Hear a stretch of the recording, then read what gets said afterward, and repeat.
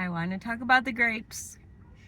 So I'm celebrating 2.5 years raw vegan coming up here in just a few days, and I just really wanted to talk about just my grape fasting that I've been doing throughout the last 2.5, 3 years. Has just been probably the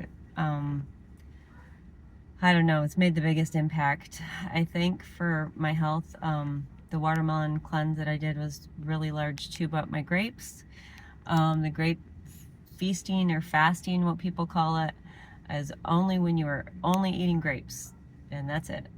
I mean, some people add in lemon or water.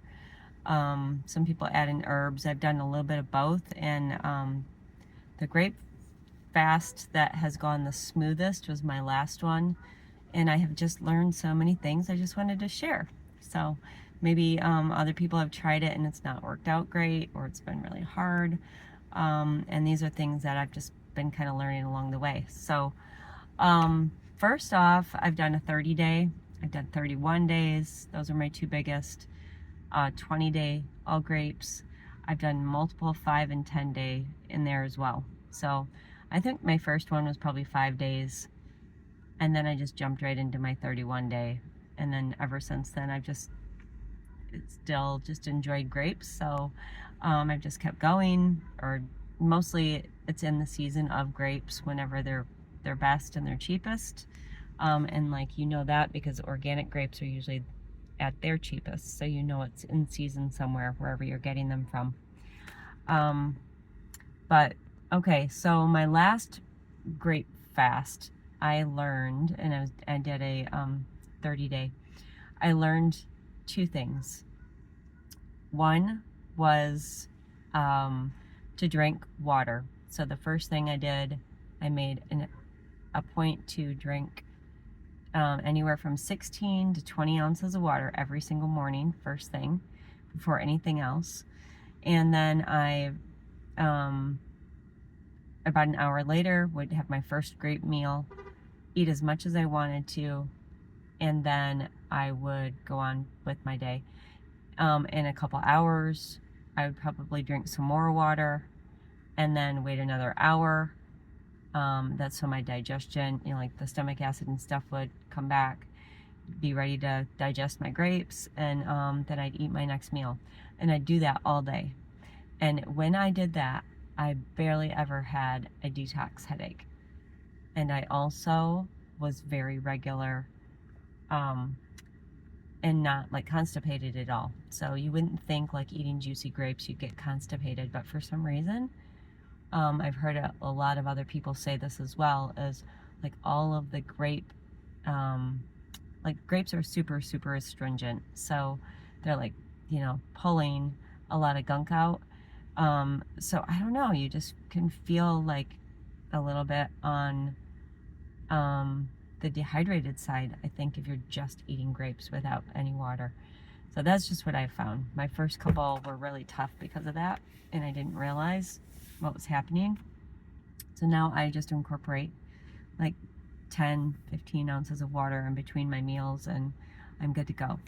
Another thing I really found was super helpful for me was cutting off, like eating grapes at like 8:30 was my cutoff, because otherwise I could not sleep at night. I was so high energy. That happened with the watermelon as well, only because I was peeing a ton at night. But with the grape fast, I noticed I had more energy and just was really intensely wound up tight that I could not sleep. Yeah, so let's see, what else did I have on here? I have a few notes. I'm just looking.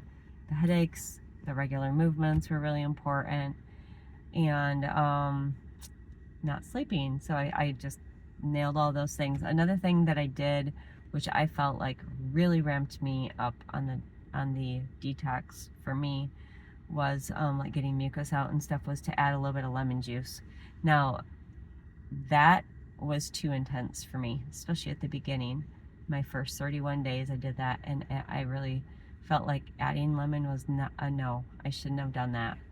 And then the next one after that, the 20-day and the 30-day that I've done since, I did not add lemon, and that really, for me, was better.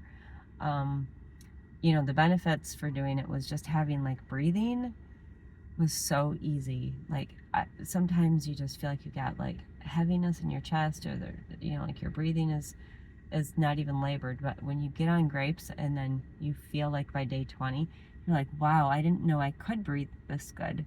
And like there's no, like I was playing volleyball, I was doing other stuff like my normal schedule, so I just felt so much better.